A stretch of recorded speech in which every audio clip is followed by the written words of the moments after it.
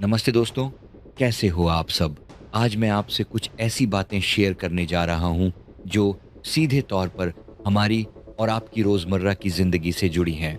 क्या आपने कभी महसूस किया है कि कई बार हम सब कुछ सही कर रहे होते हैं, फिर भी ज़िंदगी एक उलझे हुए ऊन के गोले की तरह लगती है?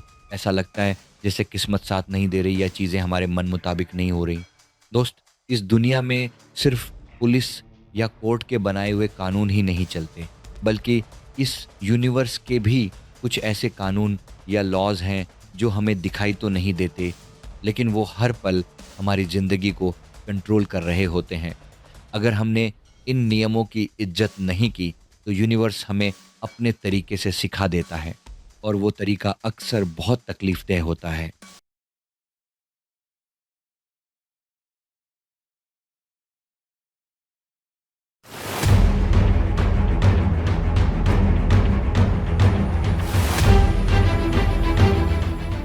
नमस्ते दोस्तों, कैसे हो आप सब?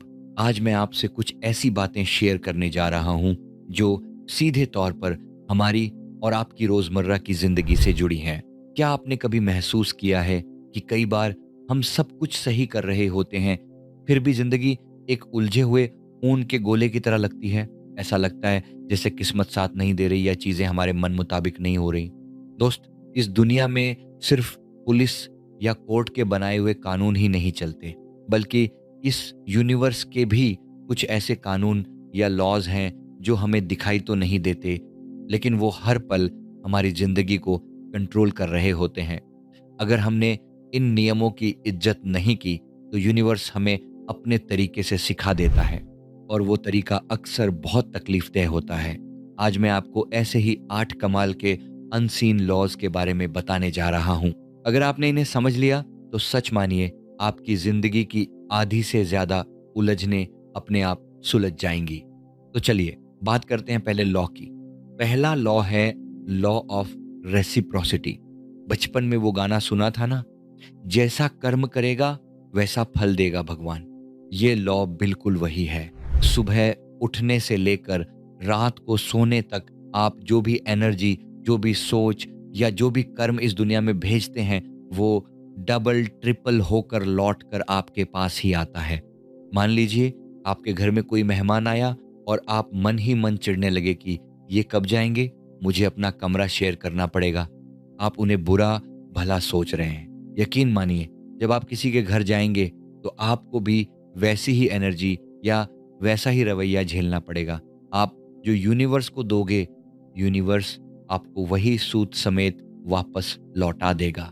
इसलिए अपनी सोच और अपने कर्मों को हमेशा प्योर रखिए। दूसरा लॉ है लॉ ऑफ अथॉरिटी। ये बहुत ही क्लियर लॉ है। इस यूनिवर्स में आपकी रिस्पेक्ट इस बात से नहीं होती कि दूसरे आपके बारे में क्या सोचते हैं, बल्कि इस बात से होती है कि आप खुद को कैसे देखते हैं।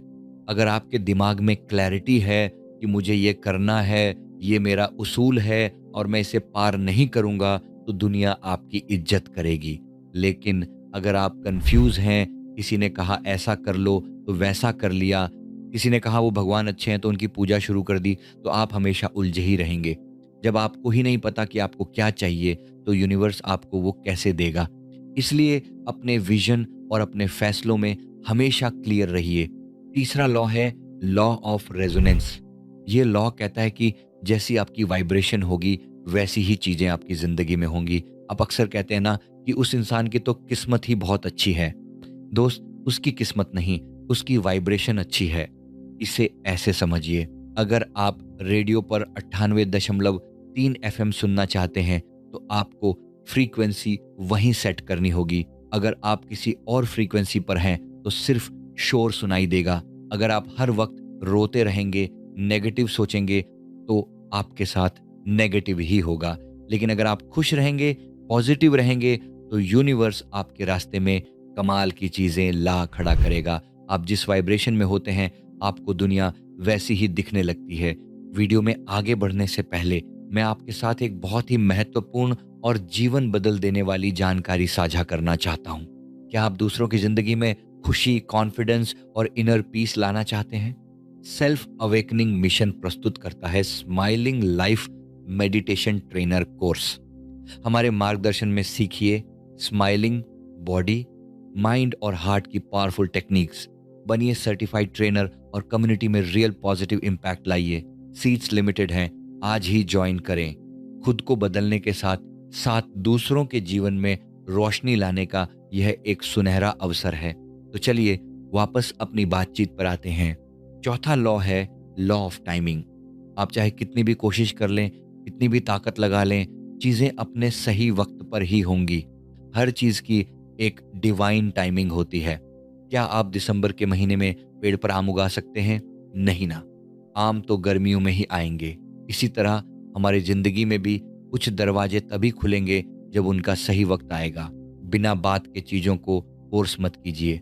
अगर शादी नहीं हो रही या जॉब नहीं लग रही तो निराश होने के बजाय खुद पर, अपने सेल्फ लव पर काम कीजिए। जब सही समय आएगा वो चीज़ अपने आप आपकी ज़िंदगी में आ जाएगी। पांचवा और सबसे पावरफुल लॉ है लॉ ऑफ स्पिरिचुअल डेट। ये लॉ हमारे कर्मों के कर्ज के बारे में है। दोस्त, एक बात हमेशा याद रखना, आपका हर एक झूठ, हर एक धोखा या हर एक शॉर्टकट आपके नाम पर एक कार्मिक इनवॉइस जनरेट कर देता है। आपने किसी को धोखा दिया या अपने फायदे के लिए झूठ बोला तो यूनिवर्स ने उसका बिल आपके नाम फाड़ दिया। और यूनिवर्स पैसे नहीं मांगता, वो आपको उसी तरह की तकलीफ या दर्द देकर वो बिल चुकाने पर मजबूर करता है। लोग सोचते हैं कि पाप करो और गंगा में नहा लो, सब धुल जाएगा। ऐसा नहीं होता मेरे दोस्त। जो किया है उसका भुगतान यहीं इसी जिंदगी में करना पड़ेगा। इसीलिए जब भी तकलीफ आए तो सोचिए कि यह किस पुराने बिल का भुगतान हो रहा है और दिल से उस ऊपर वाले से माफी मांगिए। छठा लॉ है लॉ ऑफ एक्सेस।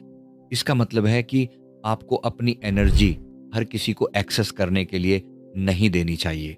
जो लोग नेगेटिव हैं, जो आपको हमेशा नीचा दिखाते हैं या जिन्हें आपकी कद्र नहीं है, चाहे वो आपके अपने परिवार के ही क्यों ना हों, उनके लिए एक बाउंड्री सेट कर लीजिए।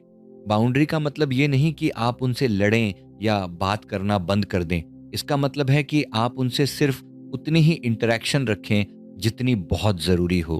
अपनी एनर्जी को उन एनर्जी वैम्पायर्स को मत चूसने दीजिए। अपने काम पर ध्यान दीजिए, नेचर के साथ जुड़िए और खुद को ग्राउंडेड रखिए। सातवां लॉ है लॉ ऑफ सेक्रेड एक्सचेंज।